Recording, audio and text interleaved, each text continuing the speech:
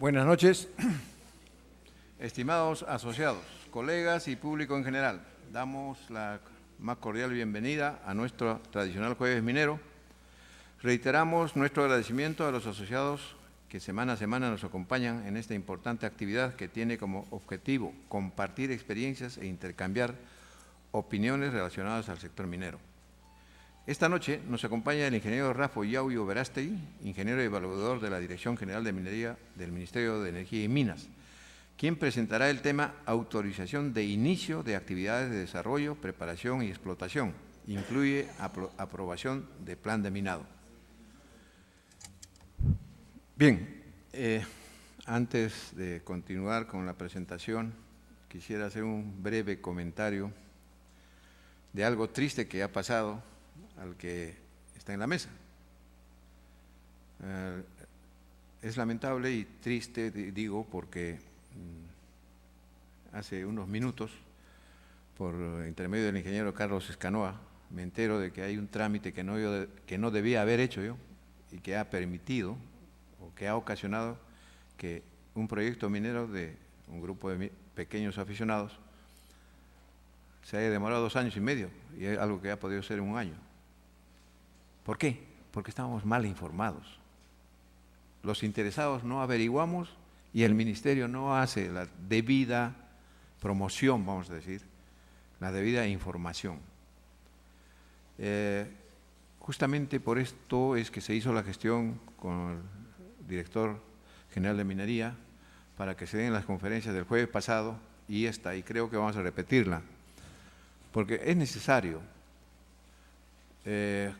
Yo considero que si realmente soñamos con formalizar a los mineros, creo que no se va a lograr, porque es bien difícil, primero por falta de información, y el desorden, falta de información, falta de conocimiento, falta de interés de las regionales que no están apoyando al proceso de formalización. En este sentido, el Instituto está tomando esta bandera porque realmente es nuestro deber. Creo que el ingeniero Yauyó y con el apoyo del ingeniero Carlos Escanoa tal vez nos puedan absolver algunas preguntas a muchos de nosotros que queremos ser pequeños productores mineros o mineros artesanales para tratar de sacar nuestras licencias en el debido tiempo y sin excesivo gasto, porque hay pequeños mineros porque no tenemos mucho dinero, hemos tenido que vender muchas cosas para tratar de lograr este permiso, y esto no quisiera que ocurra con otros pequeños productores mineros. Es por eso que se está llevando a cabo estas exposiciones. Bien, les recordamos que las preguntas al término de la conferencia se realizarán por escrito en el formulario entregado en el momento del ingreso o del registro al auditorio. Muy bien, antes de presentar a nuestro expositor, daré lectura a nuestros avisos institucionales. Informamos que del 13 al 15 de agosto, bajo el lema El diálogo y la concertación como medio de desarrollo socioeconómico, se realizará el segundo Congreso Internacional de Relaciones Comunitarias en la Pontificia Universidad Católica del Perú. Los invitamos a participar inscribiéndose a través de nuestra área de eventos. Asimismo, informamos que mañana, viernes 01 de agosto, es el último día para participar en el Turimín Zona Centro, que incluye visitas a las minas Izcaicruz de Glencore, Uchucchacua de Buenaventura y el Porvenir de Milpo, en las que los responsables de cada unidad minera explicarán a los participantes los pormenores de estas operaciones, subterráneas ubicadas en Ollón, Lima, Cerro de Pasco, respectivamente. En caso de interés, agradeceremos comunicarse con nuestra institución. Ahora sí, yo quisiera recibir con un voto de aplausos al ingeniero Rafa Yauyó Verástegui para que proceda con la exposición. Adelante, ingeniero.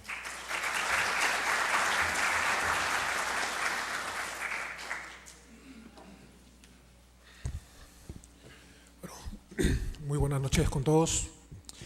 Bueno, en primer lugar, agradecer la invitación del Instituto de Ingenieros de Minas para compartir en esta oportunidad una exposición que está referida al procedimiento que se sigue para obtener una autorización de inicio de actividad de desarrollo, preparación y explotación que incluye la aprobación del plan de minado. Bueno, vamos un poco con los antecedentes de esta autorización. En el año 2000, ¿por qué se origina esta autorización? Hubo una época, especialmente en los años 90, en que los accidentes en las unidades mineras se comenzaron a ser un poco más frecuentes. Entonces, lo que se vio la necesidad de que la autoridad minera tenga conocimiento de que los titulares, para poder hacer una actividad minera, tengan conocimiento de las estabilidades, de cómo manejar la minería, de qué forma iban a hacer su planeamiento minado para asegurar la estabilidad de las operaciones mineras propiamente dichas, pero también que conozcan métodos de trabajo de forma segura. Entonces, en el año 92, con el Reglamento de Seguridad e Higiene Minera, el Decreto Supremo 023, en el artículo 7, en el artículo 6 y 7 se dice que el titular minero, para poder iniciar operación minera, debe comunicar a la autoridad el inicio de operaciones, pero debe presentar un informe técnico. O sea, en esa época ya se hablaba de presentar un informe técnico, pero no estaba sujeto a una aprobación, solamente a la presentación. Posteriormente, en el año 2001, con el Decreto Supremo 046-2001, que es el Reglamento de Seguridad e Higiene Minera, en el artículo 25 ya se habla de que para poder iniciar operación minera, entre otras cosas, debe contar con un plan de minado, pero esta vez ya dice aprobado, ¿no? Y aparte de otros requisitos, como tener un estudio ambiental, estar autorizado por el propietario del terreno, opinión favorable del Ministerio de Transportes, entre otros requisitos. Luego de ello, ya de acuerdo a la normatividad vigente, en el año 2010, con la entrada en vigencia del Reglamento de Seguridad y Salud Ocupacional en Minería, ¿no?, aprobado por Decreto Supremo 055-2010 EM, en el artículo 29 nos dice que para poder iniciar operaciones, el titular minero debe comunicar a la autoridad competente y adjuntar lo siguiente, ¿no? Si va a hacer exploración, debe tener un instrumento ambiental respectivo aprobado. Debe presentar también un programa de trabajo y debe tener la autorización de uso del terreno superficial para el caso de exploración. En cambio, si va a iniciar, reiniciar o cesar actividad de desarrollo, preparación, explotación y beneficio, debe contar con un instrumento ambiental, con un inicio de operación mineras, plan de minado, y si va a hacer actividades de beneficio, una autorización de funcionamiento de planta de beneficio aprobado, ¿no? Entonces, ya esa norma nos pide que para poder iniciar actividades se deba contar con una aprobación que autorice el inicio de esas actividades. Posteriormente, en el año 2012, se da el Decreto Supremo 020 del año 2012. Este decreto lo que hace es incorporar el artículo 75 al Reglamento de Procedimientos Mineros. Y básicamente este artículo 75 lo que hace es el procedimiento de desarrollo, preparación y explotación, que incluye la aprobación del plan de minado, divide el procedimiento en dos etapas que la vamos a explicar a continuación. O sea, para poder hacer actividad minera, o sea, para poder llegar a hacer la explotación ya de la mina, debo pasar por un procedimiento que va a estar dividido en dos etapas. Eso quisiera que se tenga claro, ¿no? Actualmente, a la fecha, el procedimiento contiene dos etapas. Se inicia con la presentación de la solicitud. En esta presentación de la solicitud, las empresas, los titulares mineros, persona natural o jurídica, debe presentar unos requisitos tanto generales como técnicos, que van a ser sujetos a evaluación, ¿ya? Lógicamente que van a haber observaciones que se van a notificar a los titulares mineros, y cuando el titular minero subsana y ya el expediente, digamos, queda listo, lo que se hace es aprobar primeramente el plan de minado. Se aprueba el plan de minado y se autoriza el inicio de actividades de desarrollo y preparación, nada más. O sea, lo que vamos a hacer es autorizar al titular minero para que comience a hacer los trabajos de construcción, de habilitación, de preparación de la mina, ¿no? Una vez que el titular minero ha cumplido con la implementación de esas actividades, va a comunicar a la autoridad minera competente, llámese gobierno regional en el caso de que el titular sea minero artesanal o pequeño minero, y a la Dirección General de Minería para los casos de mediana o gran minería. Entonces, comunica a la autoridad competente y lo que se va a hacer, lógicamente, que tiene que adjuntar a esa solicitud, lo que se va a hacer es programar una inspección para verificar que esas actividades de desarrollo y preparación se hayan ejecutado de acuerdo a lo que se encuentra en el expediente técnico que ha presentado, ¿no? Cumpliendo los estándares, planos, requisitos técnicos y con el cronograma también que está contenido en ese expediente. Entonces, se va a hacer la inspección y si esta inspección es favorable, o sea, está todo de acuerdo a lo presentado y a lo que debe ser, se va a autorizar ya el inicio de la explotación, ¿no? Y ya con esto queda culminado el procedimiento con la etapa 2, que ya donde con el inicio de explotación ya el titular puede comenzar con la actividad propiamente dicha de la extracción de los minerales. Entonces, a la fecha, la normatividad contempla, a modo de recapitular, el procedimiento está dividido en 2 etapas. Una primera etapa, donde se aprueba el plan de minado, se autoriza el desarrollo y la preparación, y luego se comunica a la autoridad, se hace una inspección y se autoriza la explotación ya propiamente dicha. Bien, entonces vamos a revisar cuáles son los requisitos que se evalúan en este procedimiento, ¿no? En la etapa 1 vamos a ver que estos requisitos están conformados por 2 grupos de requisitos. Vamos a tener requisitos generales y requisitos técnicos. Los requisitos generales van a ser prácticamente los mismos si el método de explotación es subterráneo o superficial, porque los requisitos generales están referidos básicamente a que el proyecto, para poder ser solicitado la autorización de explotación, desarrollo, preparación, debe tener lógicamente previo a eso una certificación ambiental, ya sea una DIA o sea un estudio de impacto ambiental semidetallado o detallado según sea el caso, ¿no?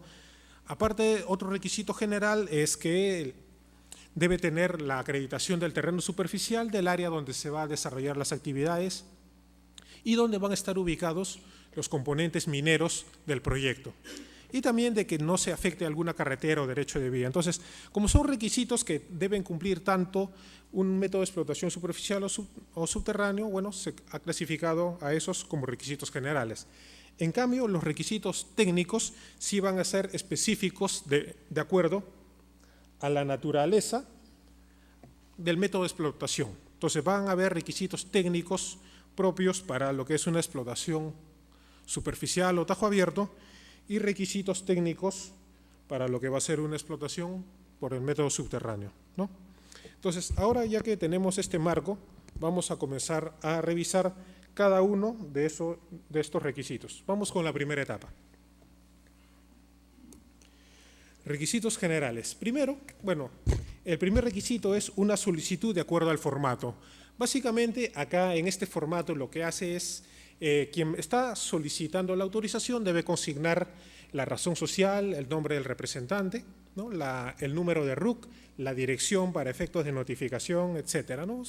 Es un requisito básico, sencillo, que prácticamente no hay ningún inconveniente en eso. Luego tenemos lo que es la resolución que aprueba el instrumento de gestión ambiental. Entonces, como les decía, para poder solicitar una autorización de inicio, desarrollo, preparación y explotación, previamente a eso se debe contar ya con una certificación ambiental para el proyecto, en donde este documento de resolución ambiental, o sea, el expediente que va a conducir a la aprobación de esta certificación ambiental, debe contener todos los componentes que también van a ser solicitados en el procedimiento de plan de minado, de explotación. Entonces, ¿cuáles son los inconvenientes que generalmente y recurrentemente a veces observamos en las evaluaciones? Muchas veces no se presenta información de este requisito, o sea, presentan la solicitud, pero no adjuntan la resolución o el informe técnico y el informe técnico que sustenta esta resolución.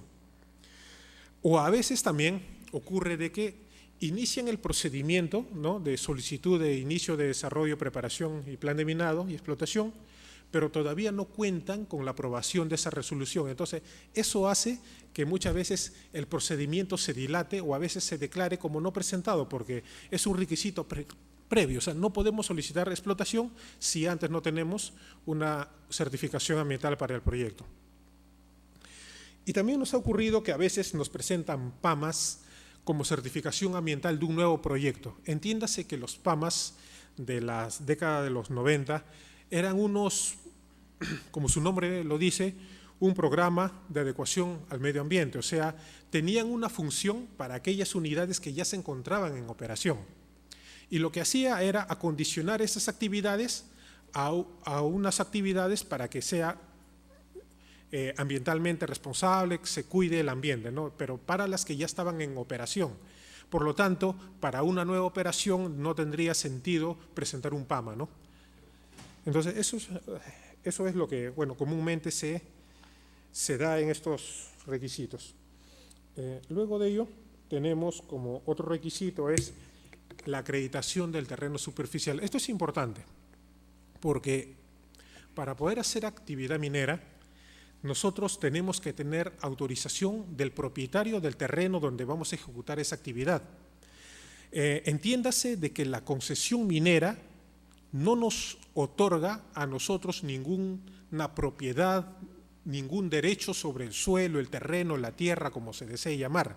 Es solamente un derecho que el Estado otorga a una persona para poder hacer la actividad, pero no da ninguna propiedad sobre el terreno. Por lo tanto, para poder hacer actividad minera debemos tener, dice la norma, la autorización, ser propietarios o estar autorizado por el propietario. Para esto la norma, a la fecha, con la dación del Decreto Supremo 020, contempla 3 casos, ¿no? Primero, que la autorización, el documento que acredita que una persona o empresa está autorizado por el propietario del terreno, esto debe estar inscrito en registros públicos o, en su defecto, con un testimonio de escritura pública. Pero en ambos casos, estos documentos deben contener coordenadas UTM del área que se está autorizando para el uso del terreno superficial. En coordenadas, bueno, WGS 84. Ahora bien, la norma también establece de que en caso esta inscripción en registros públicos o la escritura pública, el testimonio de escritura pública, haya sido antes de la dación de la norma del 020, entonces lo que se puede hacer es presentar las coordenadas UTM, pero con un verificador de los registros públicos, ¿no? Entonces, básicamente acá este requisito, por tratarse de un tema netamente legal, está a cargo de la evaluación de la Dirección Normativa de Minería, de la Dirección General de Minería del Ministerio, y son ellos quienes verifican la conformidad de la acreditación de este requisito, ¿no? ¿Qué inconvenientes tenemos? Que muchas veces no se presenta la autorización de uso de terreno superficial inscrita en registros públicos. Tenemos que las escrituras públicas no se identifica el área otorgada, o a veces las presentan coordenadas, pero estas están en el datum PESAT 56. Bueno, la norma pide que sean en el WGS 84, y muchas veces presentan escrituras públicas suscrita por el posesionario. Bueno, entiéndase de que la norma pide que quien otorgue la autorización debe ser el propietario, no el posesionario, ¿no? Y luego pasamos al siguiente requisito, y este requisito es nuevo. Esto es incorporado con el decreto 020 y está referido a una autorización, está referido a una autorización en caso el proyecto afecte alguna carretera o derecho de vía. Dado que es un requisito relativamente nuevo, que ha entrado en vigencia con la 020, entonces los inconvenientes frecuentes que tenemos es que muchas veces no se presenta información. En el expediente no se detalla, no se precisa si el proyecto está afectando o no está afectando alguna carretera y su derecho de vía. O a veces también solamente presentan una declaración jurada, ¿no? Pero al respecto, generalmente lo que estamos solicitando es que haya una opinión de la autoridad competente, en el caso del sector transportes, de ser posible, ¿no? Donde diga efectivamente que el proyecto minero no va a afectar alguna vía que esté cercana al lugar.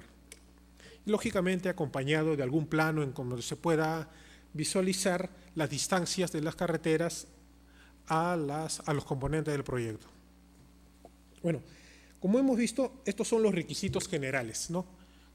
Que van a ser tanto para una explotación subterránea como superficial. Pero adicional a ello también es importante, y lo ponemos acá porque es necesario mencionarlo, en los expedientes a veces no se coloca sobre qué concesión minera o sobre qué UEA se va a efectuar la actividad minera. Entonces es importante que en los expedientes se mencione eso. Y además también es necesario acreditar que el titular minero, empresa o persona que desea realizar la actividad minera, presente o acredite que tiene un derecho sobre esa concesión o sobre esa UEA. También, a manera de comentario, nos ha pasado que dentro de nuestra evaluación hemos observado o hemos advertido de que la persona que nos está solicitando la autorización de inicio de explotación, ¿no?, aprobación de plan de minado, no tiene un derecho sobre la concesión sobre la que él pretende realizar la actividad minera. O sea, por ejemplo, nos ha pasado de que nos presentan un proyecto de una vida útil, digamos, de 12 años, sin embargo, la persona tiene una cesión de la concesión, pero esa cesión ya está próxima a vencer en dos meses o 3 meses. Entonces, lógicamente, que para toda la vida del proyecto ya no va a tener el derecho, entonces tiene que renovar en este caso esa cesión, ¿no? Entonces es importante, si bien en los requisitos TUPA no se encuentran consignados, también forma parte de esa evaluación y es importante que también las empresas, los titulares que van a solicitar, consignen esa información. Bien, ahora vamos a comenzar a revisar ya los requisitos técnicos que son sujetos de evaluación, que se encuentran contenidos en el TUPA, y vamos a revisar en primer lugar los requisitos técnicos para un método de explotación de tajo abierto. El primer requisito entonces es un plano general de componentes. Esto de acá es bastante importante porque en este plano deben consignarse los componentes mineros, o sea, si es un tajo abierto, debe consignarse el límite final de explotación, la poligonal que encierran los depósitos de desmonte, pero deben también graficarse las concesiones mineras sobre la cual se va a hacer la actividad, además de ello el área del terreno superficial y el área ambientalmente aprobada, además de otros componentes como campamentos, talleres, polvorín, etc.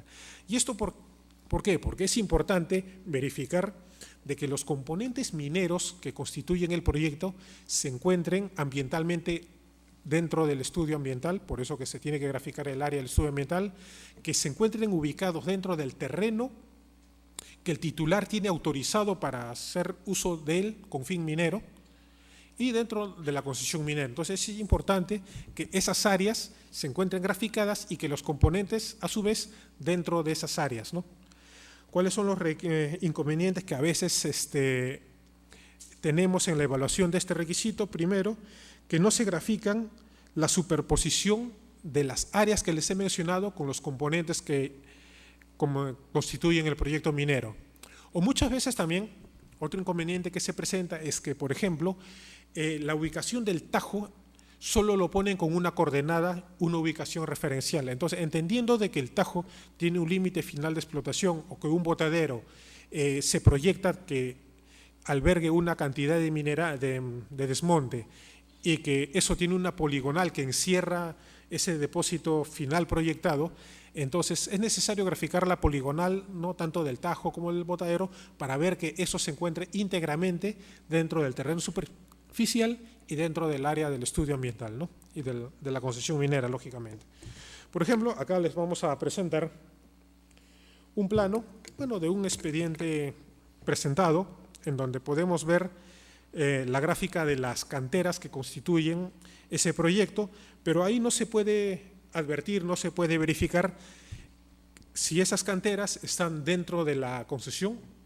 Tampoco se grafica ahí el área del terreno superficial y tampoco el área del estudio ambiental. Entonces, lógicamente, este plano, digamos, está incompleto y es sujeto de observación por parte de nosotros, ¿no?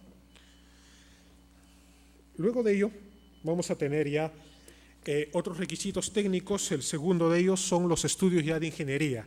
Estos estudios son básicos que debe contener un expediente, porque a partir de ellos se va a hacer el diseño, el planeamiento de minado, etcétera, ¿no?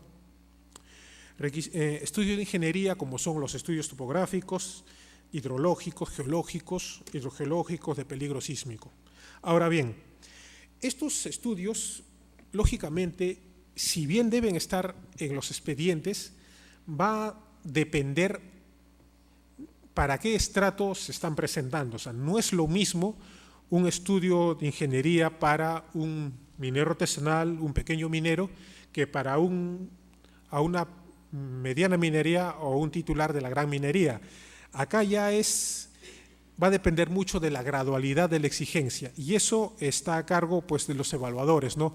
No vamos a pedir a un minero artesanal o un pequeño minero que nos presente un estudio tan detallado y con una exigencia como para un titular de la gran minería en lo que es, digamos, levantamientos de estudios de hidrología, peligro sísmico, geomecánicos, etcétera, ¿no? Pero en los inconvenientes que nosotros tenemos en la Dirección General de Minería, bueno, los recurrentes son que los planos topográficos no contienen el detalle, detallados. La información geológica a veces no está sustentada en datos de campo. Los estudios hidrológicos a veces son a nivel conceptuales y no tienen ingeniería de detalle. Y en el estudio peligro sísmico no se consideran factores locales, ¿no? Seguimos revisando los requisitos técnicos, el plan de minado. Bueno, a partir de los estudios de ingeniería, bueno, se hace el planeamiento de minado, pero básicamente nosotros evaluamos que el planeamiento de minado debe tener las reservas que tiene el yacimiento, y eso es importante porque nos va a permitir determinar cuál va a ser la vida del proyecto y cuál va a ser el nivel de producción diario, ¿no? Y con ello también tener un dimensionamiento del equipo que va a trabajar en la mina. Los inconvenientes es que justamente no se presenta la información que les estamos mencionando, ¿no? Bueno, acá estamos presentando algunas vistas, por ejemplo, en la parte superior izquierda, una manera de ubicar las reservas. En la parte inferior derecha, bueno, el límite con la ubicación de reservas voy a tener también cuál va a ser mi límite final de explotación, y ello también con el nivel de producción voy a tener cuál es el equipo que vamos a necesitar para mover la cantidad de mineral que pretendemos realizar. Como se trata de una explotación de minería superficial, entonces en este caso también tenemos como requisito el diseño del tajo sustentado en los estudios de ingeniería, indicando los límites finales de explotación, secciones verticales y área de influencia no minable, ¿no? Entonces, en este diseño del tajo revisamos que existan los parámetros, por ejemplo, de la altura de banco, los ángulos de talud, los ángulos finales, etcétera, ¿no? Inconvenientes que tenemos en la evaluación de este requisito es que no presentan el plan detallado de la secuencia de minado dentro de este requisito, no presentan estudios de ingeniería referidos a las obras de protección que va a haber, y los diseños carecen a veces de información de los sondajes diamantinos, ¿no? Y a veces faltan datos de la litología de la zona. Bueno, estamos presentando algunos detalles que a veces es importante presentar, como una gráfica de la mineralización, de la geología que se presenta, las secciones geológicas que deben acompañar. Esto es básico, los registros de datos de las estaciones geotécnicas, y esto es necesario tanto para todo nivel, ¿no? esto lo pueden presentar desde un minero artesanal hasta la gran minería, porque, como decía yo, la gradualidad va a depender del nivel de las características de la envergadura del proyecto, pero los datos de campo sí deben ser básicos para cualquiera de los estratos que está presentando su solicitud, ¿no? Esta información de campo es básica para saber que el titular que pretende hacer actividad minera conoce su terreno, porque a partir de estas observaciones geotécnicas se va a saber en qué condición se encuentra el terreno sobre el cual yo pretendo hacer actividad minera, ¿no? Porque tan importante como saber en qué roca estamos, es importante saber en qué condición se encuentra para a partir de ahí ver cuál va a ser las medidas de seguridad que me garanticen la estabilidad de la mina, ¿no? Y esto lo puede hacer, como repito, el artesanal, el pequeño, el mediano o el grande, ¿no? Bueno, algunos datos, ensayos de laboratorio. En este caso, bueno, estamos presentando una muestra de corte directo. Bueno, esto es lo que se exige, ¿no? Luego de ello, el diseño detallado de los botaderos también es otro requisito que vemos, porque toda vez que durante la operación de la mina van a haber materiales que no van a ser económicamente aprovechables, pero que deben ser dispuestos de tal manera de que esto no me provoque un daño al ambiente, es decir, de que muchas veces estos materiales pueden ser generadores de drenaje ácido, por lo tanto debemos disponerlo de manera responsable, asegurando que de repente por precipitaciones el agua en contacto con estos materiales no generen algún drenaje ácido, ¿no? Por lo tanto, si es así, de ser el caso, debo establecer las medidas preventivas que me hagan de que estos drenajes ácidos no entren en contacto y no dañen el entorno de donde se están acumulando esos materiales, ¿no? Entonces se debe asegurar acá la estabilidad química, como decía, y la estabilidad física también, preveyendo los ángulos, la altura de deposición de estos botaderos. Bueno, inconvenientes, a veces los diseños de construcción y operación de los depósitos de desmonte carecen de estudios a nivel de ingeniería de detalle, muchas veces solamente son descriptivos.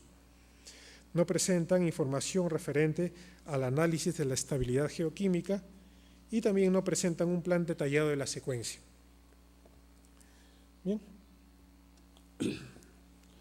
Ahora bien, entonces hasta acá hemos revisado requisitos técnicos que nos van a permitir a nosotros conocer el terreno y en base a ese conocimiento del terreno ver cuáles van a ser mis parámetros de diseño que hagan que la operación que vamos a tener se haga de manera segura, ¿no? Entonces, eso lo tenemos, lo recolectamos y tomamos conocimiento a través de los estudios de ingeniería. Pero tan importante como garantizar la estabilidad de la mina, ¿no? También es importante de que la empresa o el titular minero tenga procedimientos y adopte medidas de seguridad que hagan que el trabajo que se va a realizar sea seguro. Entonces, nosotros tenemos que establecer medidas de seguridad.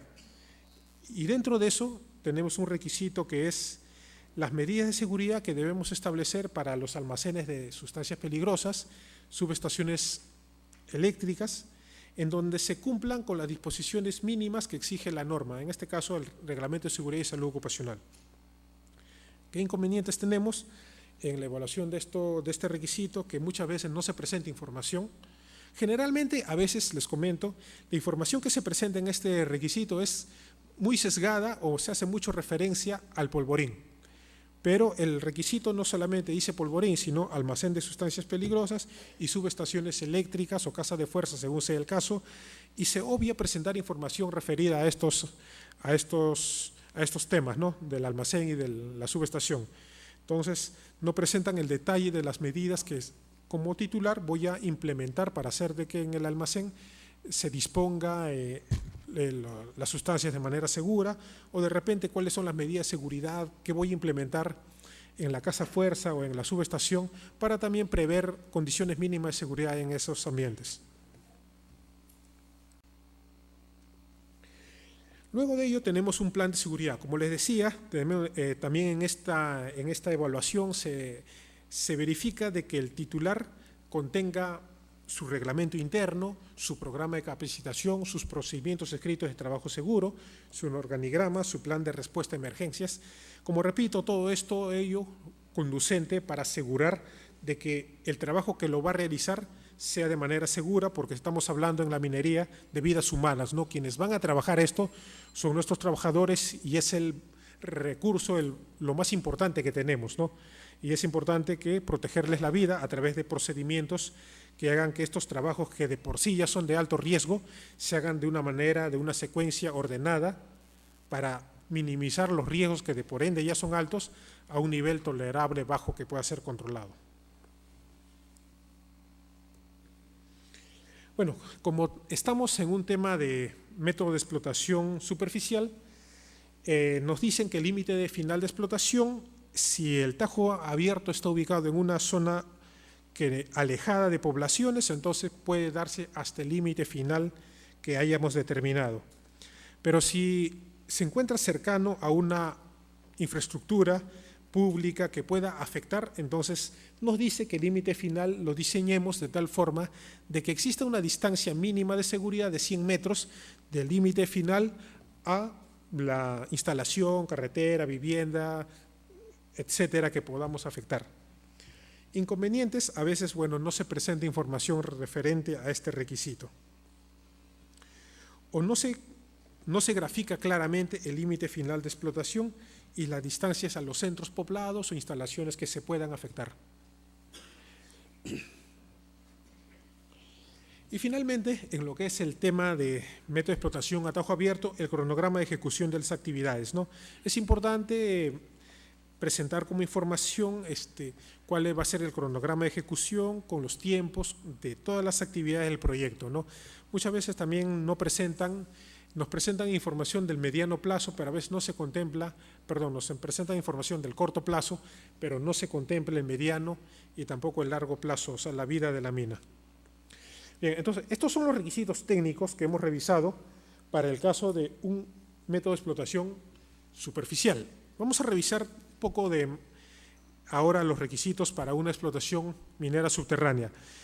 En realidad van a ser similares, pero lógicamente acondicionados a las características propias de cada método de explotación. En el tema de la explotación por minería subterránea también revisamos lo que es el plano general de componentes. Podemos ver nosotros en esta lámina que también, si bien se están graficando algunos componentes como desmonteras, ubicación de bocaminas, bueno, no se grafica el terreno superficial, ¿no? El área del estudio ambiental y de la concesión minera. Entonces, es importante que siempre estas áreas estén superpuestas entre ellas y también con los componentes que constituyen el proyecto minero, ¿no? Luego de ello también, en un método de explotación subterránea también se pide los requisitos de ingeniería, los estudios de ingeniería como topográfico, que ya lo hemos revisado en el anterior, geológico, hidrológico, hidrogeológico y de peligro sísmico, ¿no? En el plan de minado, igual forma, también es necesario presentar cuál va a ser la reserva que se tiene en el nivel de producción, ¿no? Para tener también el dimensionamiento de equipo que necesitamos, ¿no? Por ejemplo, acá estamos viendo, bueno, unos gráficos de un software Datamine con la proyección de las reservas, de las labores que se piensan realizar, y con ello también poder tener el dimensionamiento de equipo que voy a necesitar para poder mover la cantidad de mineral que pretendo explotar por día. Luego de ello, el estudio geomecánico. El estudio geomecánico en esto sí ya acondicionado a las características propias del método de explotación que estamos revisando, ¿no? Por tratarse de un método de explotación subterránea, entonces lógicamente que debo en este estudio geomecánico tomar detalles en las estaciones geotécnicas de las familias, de las discontinuidades, de las características, y luego de eso lógicamente llevarlo a un modelamiento. Por ejemplo, acá estamos presentando un modelamiento en el software Anwash, ¿no? Que bueno, nos permite determinar cuál va a ser la estabilidad de las cuñas, En la parte superior, inferior izquierda vemos un modelamiento en el software Face que está básicamente ligado a los esfuerzos que se generan ahí alrededor de la excavación con los factores de seguridad, esfuerzos in situ, el sigma 1, el sigma 3, y cada color, bueno, representa un valor de esfuerzo, ¿no? Luego de ello tenemos, a partir de eso,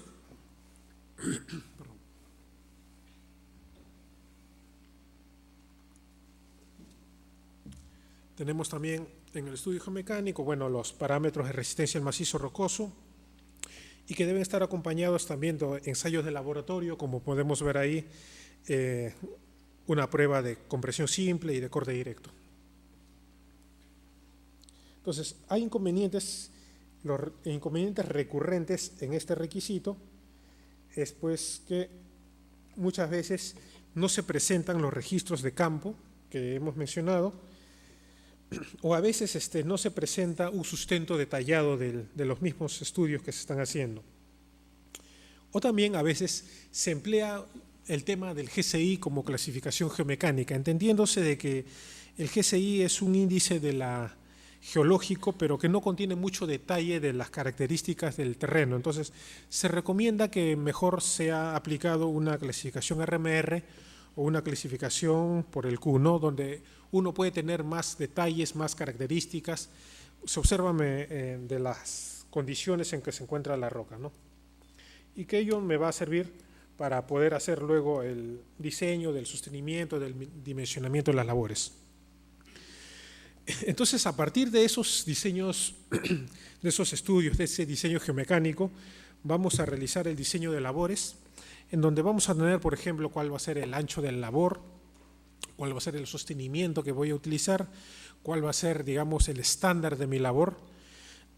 Y bueno, tenemos como inconvenientes que no presentan los estándares justamente que venía mencionando, o no presentan información detallada referente al modelamiento de las labores mineras. Entonces, por ejemplo, en los estándares que se recomienda que se presenten es, bueno, el dimensionamiento de las labores, cuál va a ser, digamos, la geometría de las labores, la disposición de los elementos dentro de las labores, como por ejemplo ahí podemos observar la ubicación de las tuberías de aire, de agua, ¿no? La ubicación de las mangas, de la cuneta, etcétera, ¿no? Parámetros que nos permitan a nosotros verificar de repente para las fiscalizaciones posteriores si el proyecto se ha llevado de acuerdo o se está ejecutando de acuerdo al estudio presentado.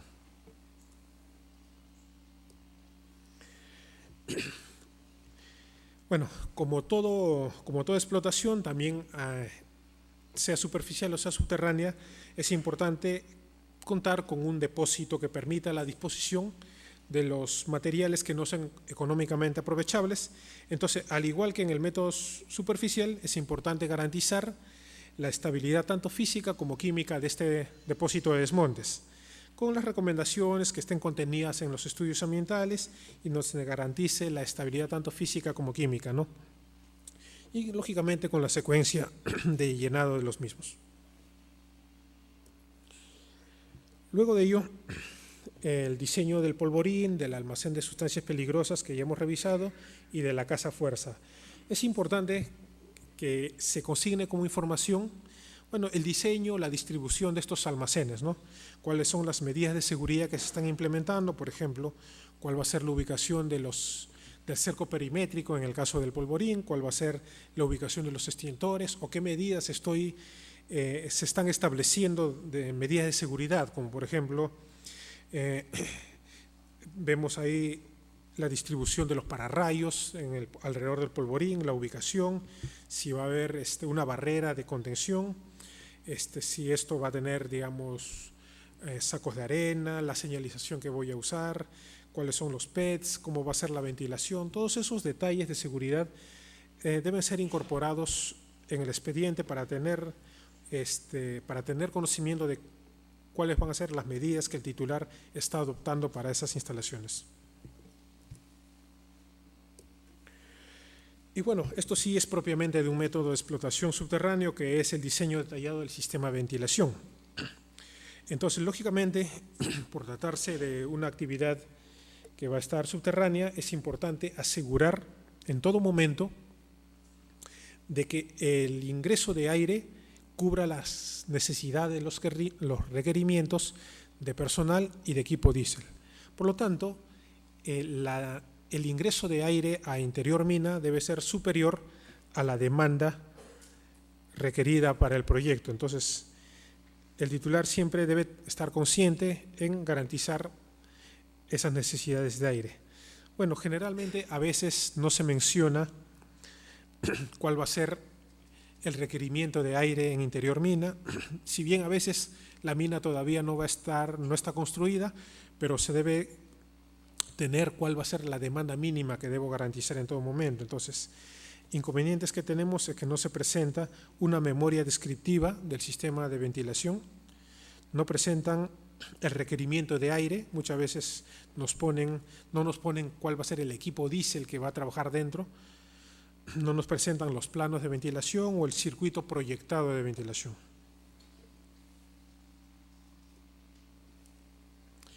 En el plan de seguridad, al igual que en el método de explotación superficial, se debe consignar cuál va a ser el reglamento interno, el programa de respuesta a emergencias, los PETs, que deben estar firmados para asegurar de que cuando el proyecto se inicie la explotación, estos procedimientos se encuentren aprobados, ¿no? Por lo tanto, se requiere siempre que estén firmados, ¿no? Y el programa de capacitación del personal. Bueno, adicionalmente también se solicita un programa detallado de los avances que se proyectan realizar y también un cronograma de ejecución de las actividades acompañado, bueno, de ser posible con un diagrama de Gantt para visualizar mejor este cronograma. Entonces, hasta acá hemos revisado los requisitos generales y técnicos tanto para un método de explotación superficial como para un proyecto de explotación subterráneo. Entonces, cuando todos estos requisitos son evaluados y ya la autoridad minera, sea gobierno regional o DGM, le da la conformidad, se aprueba el plan de minado y se autoriza el inicio de las actividades de desarrollo y preparación, y con esto llega a su fin la etapa número 1 del procedimiento. Entonces, el titular minero va a efectuar las obras, la construcción, la habilitación necesaria, va a preparar su mina, la va a poner a punto, y cuando él ya cree que está completamente ejecutada esas actividades de desarrollo y preparación, va a comunicar a la autoridad minera competente, dependiendo del estrato en el cual se encuentra, y con esa comunicación se inicia la etapa 2 del procedimiento. La etapa 2 se inicia con la comunicación a la que hacíamos referencia, ¿no? El interesado comunica, da aviso a la DGM o al gobierno regional y acompañando a su solicitud debe adjuntar monitoreos ambientales actualizados. Entonces, con ello, el gobierno regional o la DGM va a programar una inspección. Esta inspección se programa, se visita la unidad, se verifica de que el proyecto haya sido ejecutado de acuerdo a lo autorizado al proyecto contenido en el expediente técnico y, si es favorable, se verifica que tenga el plan de cierre también, y con todo esto ya se autoriza la explotación al titular minero que ha presentado su solicitud. Entonces, con esto ya el titular puede iniciar su explotación y con esta autorización se da por finalizada la etapa 2 y por ende todo el procedimiento. ¿Cuáles inconvenientes? A veces la inspección realizada, cuando vamos a hacer la inspección, muchas veces encontramos de que el proyecto todavía no contiene no se ha desarrollado por completo las actividades de desarrollo y preparación. Muchas veces falta inconcluso, las obras se encuentran inconclusas. O también el titular no tiene a la fecha el plan de cierre de minas aprobado, ¿no? Por normativa nos dice el artículo 17 del reglamento para el cierre de minas que para poder iniciar una operación se debe contar con un plan de cierre de minas aprobado, ¿no? Entonces muchas veces el titular no contiene ese plan de cierre de minas y eso es lo que a veces dilata su inicio de explotación propiamente dicho.